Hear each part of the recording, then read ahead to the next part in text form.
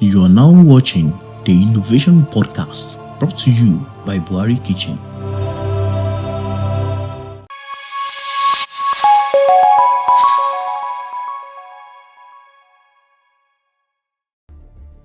Hello viewers, welcome to another edition of the Innovation Box Show brought to you by Copy 360. I am Praise Adiabo, your host on this show.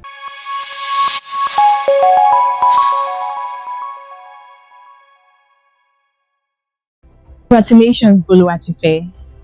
You successfully had an amazing project, which is wow, impressive. There is a way story helps other people, story influence people, and it also motivates people. So, we would actually love to hear your story and just in a quick brief. How was the project? How was it like for you? Okay, first of all, I love children. I happen to be posted to a school, and it's under a ministry called Children Evangelism Ministry. Yes. So the school, the name of the school is Total Child School. All right. Yes. So when I got there, it was not what I expected because there was not so much facility and all. So it was below my expectation. Wow.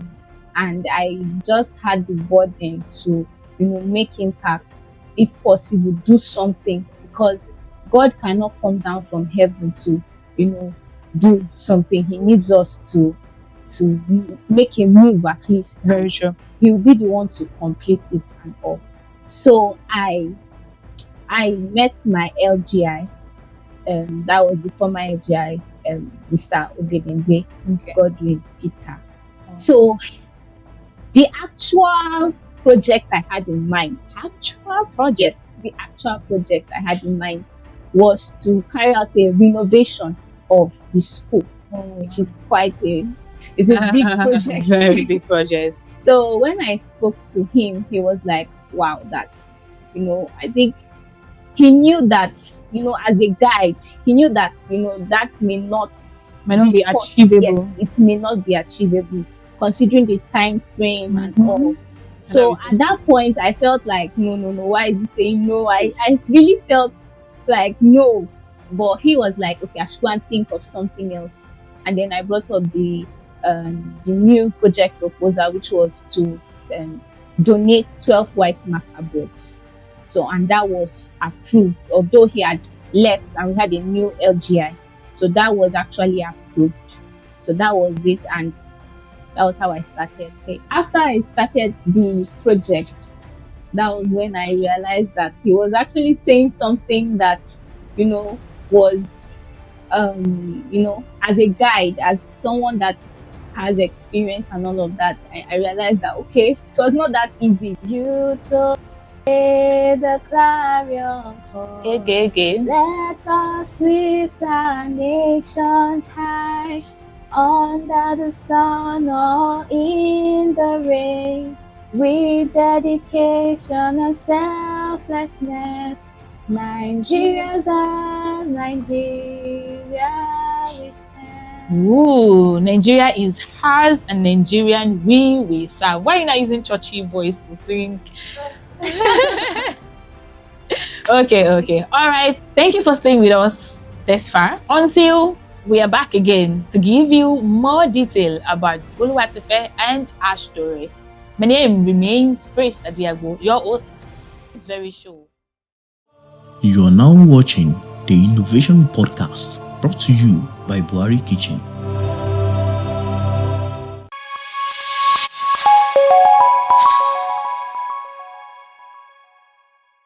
Boluwatife, it's been an amazing ride with you on the show.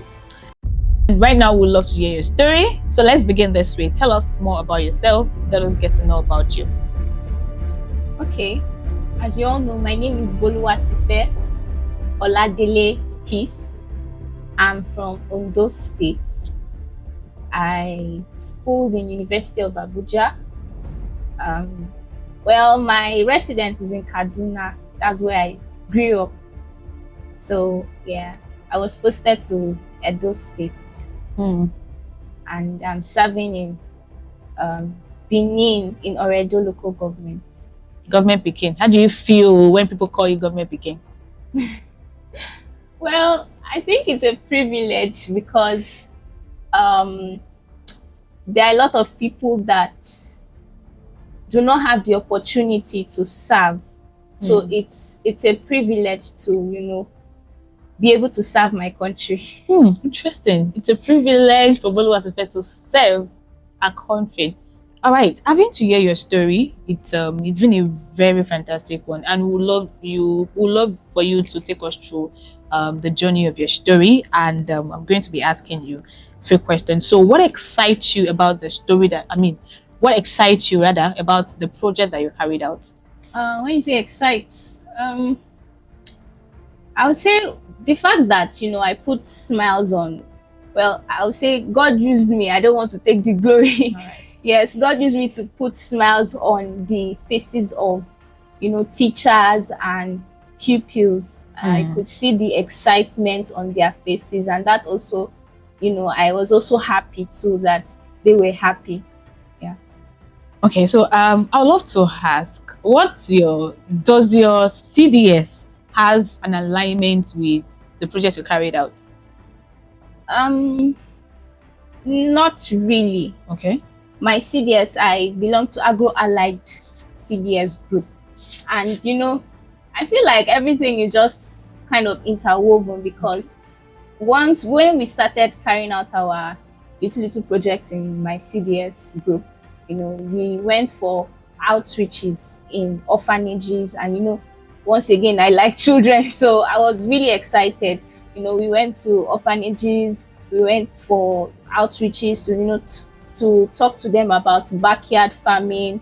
We also planted in their compound, so we also went to schools. Oh, you planted in their compound? Yes. Oh, we wow, did. that's really amazing. Oh, wow. Yes, we did. We showed them how to plant some crops. We showed them how to plant like onions, pepper, greens, vegetables, and all of that. Wow. So everybody's not a farmer. Everybody can be a farmer. Yes, you can. Wow. For your mouth, please. Okay. Anyone. Okay. So, why exactly did you choose to carry out a project and the education? Like, why that and why not? Like you mentioned, you could just maybe like a big project around agro thing, but why education? Why that? Still boils down to the fact of that, or boils down to my passion. I'm passionate about children, and I was posted to a school and I saw a need in that school. So, and I felt they deserve better. They deserve better, using chalkboard. I was like, at first I was like, wait, a private school? Did they still use chalkboard? In this time and age. Like in this time and age, it was really surprising, like of all things, chalkboard. So even though I wanted to do more, that chalkboard, I embarked on that project, and it was successful by the grace of God. That's really like impressive. Like I can't like wrap my head around the fact that there's like a chalkboard thing. Okay, and I know it's not always easy, from the stage of conceiving an idea and having to map out things. This is how you want to do it, and also like the period or the phase where you now have to start projecting and acting upon those plans that it now becomes like reality. What are the challenges that you faced? Okay, at first, when I wanted to start the project, I didn't even want to like involve NYSC because I didn't want any stress at all. Like I just wanted to do the project on your own. Yes, I just forget about it. But I met some people and they were like, we are a copper. If they realize that you're doing a project, it may cause something. And naturally I like to submit to higher authority, and I don't want to do something in secrecy or fear or anything. So that was why I officially went to NYSC. And like I said, they actually guided me, because I may have, gone for the renovation, and till today I may still be, trying to execute it and all of that. So that was it, and Wow, interesting. they helped me. Yes. So NYSC was the platform that you leverage on Exactly. to not only carry out what you have in mind to do, but also to touch live and using the platform. Yes. That's interesting. Were there times at all that you feel like, oh my God, this is too overwhelming, I don't think I can do this, I just want to back out? I mean, this, and you're like, okay, let's say, you look at the budget and you're like, this budget is so high, I don't think this is possible. No, it's not for me. I just want to, like, were there times that you experienced? Yes, there were many times. In fact, by December, we were not even close to the budget. Wow. And I was like, how is this going to work? Like, I don't even know, but I just kept on pressing, I kept on pushing, I kept on talking to people. And there was even one of my friends, he's also a copper. He sent me I think it's an ex-copper's number that he did a project or so, and he has connection with NGOs and all of that. For me to get to him, he was like, okay, this NGO, they're only interested in is it sexual hygiene or something. So any project that doesn't have to do with that, they won't embrace it. They won't embrace it. So but he was also kind of encouraging. He encouraged me to keep pushing, that I shouldn't give up. I was going to ask. Yes. I was going to ask that, were there, like, what are the things that drives you, that keep pushing you, that, oh yeah, baby girl, you don't have to stop at this point. You already started, so you keep moving, keep, pressing and all that. Yes. Could you dwell more on that? Yes, like him too, he was one of those people. I think his name is John. So he was kind of like encouraging me that, even if I don't finish the project within the time frame, I should still keep on pushing and all of that. So he also motivated me. He was like that I should not be ashamed that if it's Babiala that we do that we should do it. Like, I should not be ashamed. I should not be shy of anything. Even times I went to churches with my khaki, So, and I just, yes. So there were times like that, and I was able to go through by God's grace. Wow, you really stretch yourself. Yes, I like did. Project like this would actually stretch people. Yes. And so you were able to draw strength from people around you, people of like minds, people that are also interested in this, that also like point you to people that might actually want to invest in the project that you're carrying out. That's really interesting. And I picked something that you said, because this is actually a story that is going to inspire other people out there who are also core members, who are also on the journey to embarking on the same journey you've been embarked on. Because I mean, you're a motivation to most people, because you're already what do they call them now? Yeah, you're motivating other people. So you mentioned something that you should not be. They told you not to be ashamed of yourself and of the project that you want to carry out. So you keep pressing. You are now watching the Innovation Podcast, brought to you by Buhari Kitchen.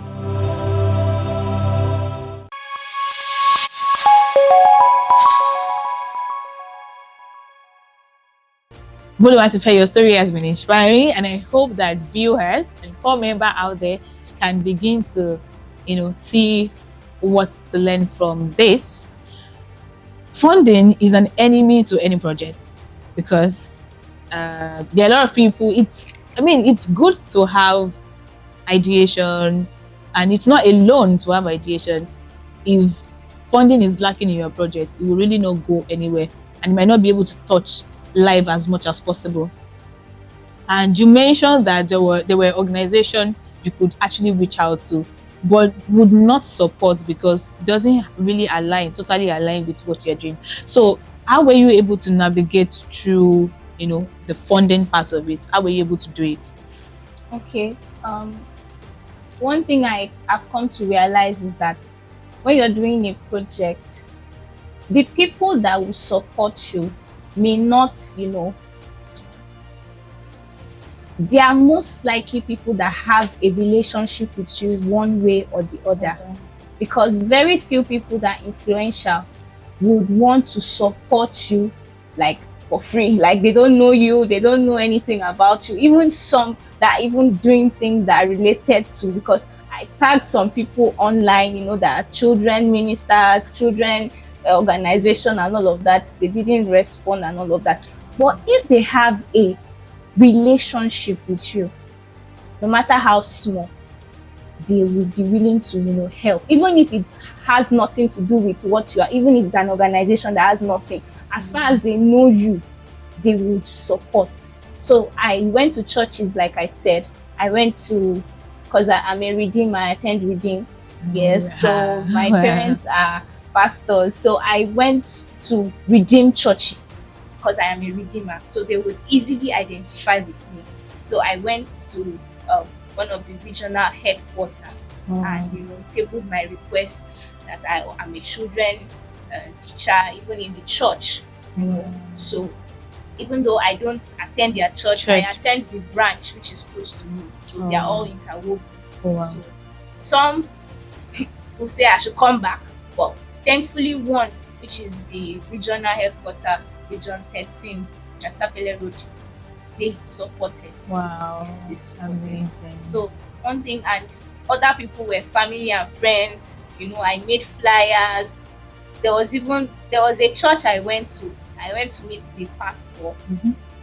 But at the end of the day, he's a politician. I wouldn't want to mention the person's name. So I went to meet him. He was not around. I went several times. He was not around because he's usually busy and all that. And then I met one of it was just after the service, they were about to take picture. I just said, since they are taking picture, let me just join them and all of that. So that was how I got her contact, and she was also seeing my status and all of that. She was like, wow, okay, so why don't you try 1K challenge? Yeah, that really works. Yes, 1K challenge. Even though the person I wanted to meet, I didn't see him, but I saw someone in that place, to get. So sometimes it may not be the help you are looking for, may not be where you think it will come from. But so far you are pushing and God is behind you, the help will definitely come. So that was how I started the 1K challenge. I shared. There are people that want to give 1K, but when they see the budget, they're like, what will my 1K they do? do not measure to. But one thing we don't know is that 1K. By the time you combine all the 1Ks, it would go a long way. Yeah, that's true. 1K from 10 persons is 10,000. 1K from 100 persons is 100,000. 1K from 1,000 persons is actually equivalent to 1 million. Wow. So you're saying that this thing based on trust. Yes. So when somebody trusts you, they can actually they might not necessarily be the one to actually give you, but they would also be like a linkage, a leverage to you getting where you are. Exactly. So building relationship. Now you mentioned about something which was on the point of disappointment, and I just want us to slightly talk about it. So how were you able to undo disappointment when maybe you wanted to reach out to this person and you keep trying at that point? If it is me, I will give up. So no, I will give up. I might give up.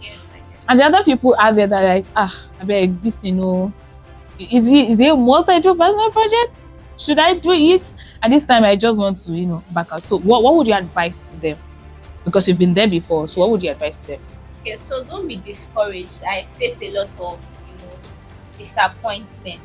One of the sponsors I put in my proposal were politicians. I just felt that once they see I'm a copper, they'll just give me money. But it didn't work that way. It didn't go that way. Some of them, I put them and they said I should come back.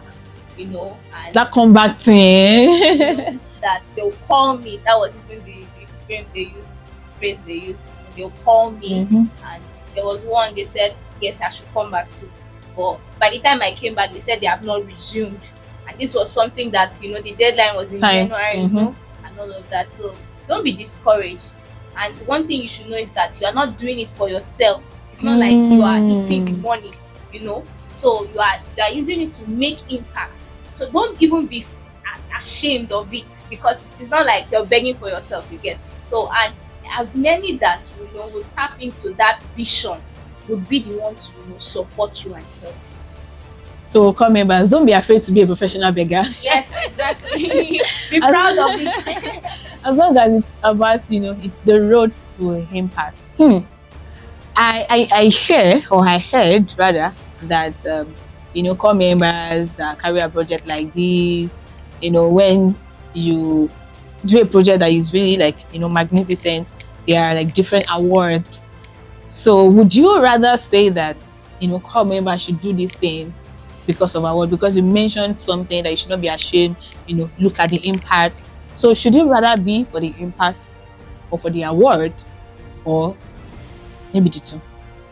Well, I'll say you shouldn't look at the award, because what drives me, I mentioned I didn't want to involve NYSC because it was more like a passion. I just wanted to see this place look better, they deserve more. Leave a legacy. Yes, they deserve more. So it should not be what should be driving you, shouldn't be what they are going to give you, but what you can impact. Well, if the award comes, you fine. Deserve it. If it doesn't, well, we give God the glory. So that should not be the driving force, So because there are some people that even ask me when I go to meet, and they're like, what is the gain? I'm like, it's not like I'm doing it for any gain. So but I just want to make impact. And they're like, so even though NYSC obliged every one of us to carry out a project of course, that as a group, it's a collective thing. But then the personal thing, you might be drive to do that because, come on, award. Who doesn't want to be seen? But no, beyond that, it's about the impact, it's about the legacy that you are about. Because trust me, your contract with the federal government is going to end in just 12 months. And leave a legacy. And do not be shy. Do not be afraid. Do not. What's your recipe for success? Recipe. Well, I'll say number one, God. Always put God first. And do what you're supposed to do. Diligent. Then be confident. This is what you want to do. Do it. Don't allow what people say to be what to value you. Yes, define you. Don't follow trends. If you know this is the right thing, do it. Do what you know is right. Gen Z core members. Oh wow, it's been an amazing conversation in the studio. So on this final note, yes, we are going to be doing a shout out to everybody that helps you out on your projects, because yes, it's important you actually appreciate them. All right, Boluwatife, thank you so much. And at this point, I'd like to ask you, the Innovation Box is a platform that amplifies the voice of youth, especially core members. So what do you think? What's the perception about the Innovation Box itself? Okay, I would say they are doing a very good job. They are trying to show other people that you can do it as well. As many that may be having doubts in their minds, they are showing these people that if someone like me can do it, then you can also do it. I don't have two heads, so you can also do it. And through my story, you can learn and pick one or two things, and it helps to build the right mind and get one or two things from these interviews and all. Boluwatife, I must say and I must confess, your story is really inspiring, and I know, not a doubt, I know that it's really going to inspire other people and it's going to allow you to actually take a bold step. You are now watching the Innovation Podcast, brought to you by Buhari Kitchen.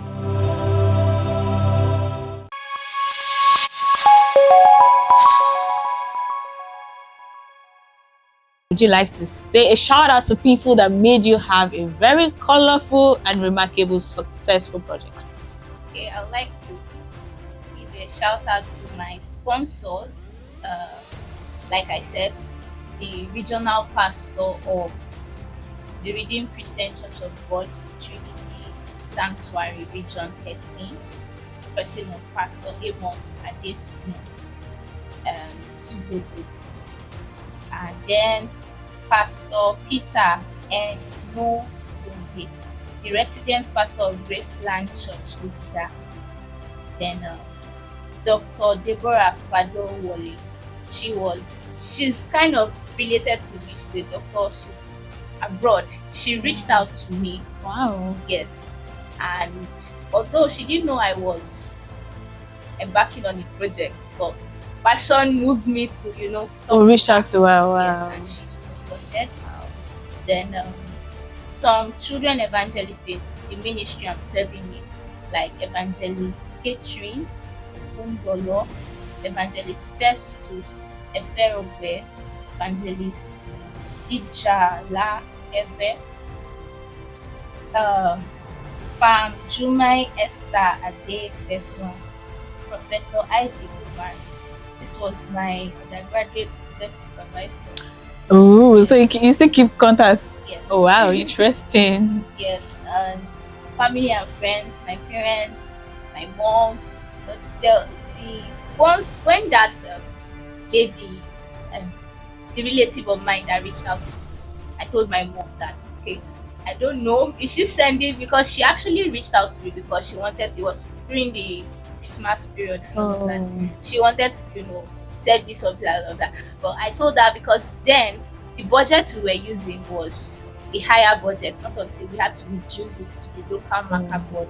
So I was like, okay, this is the budget and this is the amount for one marker board, which was 75,000. Oh, that's a lot of yes. So she sent that exact money and she didn't say anything. I don't know if it was for me and the project or whatever. So when I spoke to my mom, she was like, okay, so since that was what happened, then just take it as for the project. So my mom was there to advise me. She was like, okay, how will you feel if your project does not come to pass or anything? So sometimes, so I was able to. Oh, yes. Mothers. Oh my God, my heart. Yes. So, then I also want to recognize my zonal inspector, the former one and the present. Yes, former one, that's Dr. Obedende Peter Godwin, and thank you, sir. Thank you, sir. This present one, Mrs. Ayen Ijeoma Teresa. Yes, she's also a very nice person. When she came, she was like, this place not too far. How are you coping? Is there light? Is there water? She was really very nice when she came during the execution of the project. So she's a very nice person. Oh wow! So she was present. Yes. Wow. On the day of the presentation and all. So yes, then I also like to recognize Zona Inspector Mrs. Okundia Olobosa. She was also one of the people that was motivating me. She was like, let them resume with their white marker board. That was even before I even started, getting funds and all of that. I was like, hey, okay. I said, nothing is impossible. I was like, Mama, okay, how about maybe February or something? She was like, see, if you keep doing like this, you'll not even do this project. I was like, so she motivated me. That also made me to buckle my shoes and all of that. Interesting. Yeah. So that people like Dr. Israel, so on. Wow, amazing stay in the studio. We are so glad to have you in the studio with us, Boluwatife. Thank you very much. Thank you very much, viewers. And this brings us to the end of the show. My name remains Praise Adiagbo, your very host on the Innovation Pulse Show, brought to you by Cooperative 60. See you again next time. Bye. You are now watching the Innovation Podcast, brought to you by Buhari Kitchen.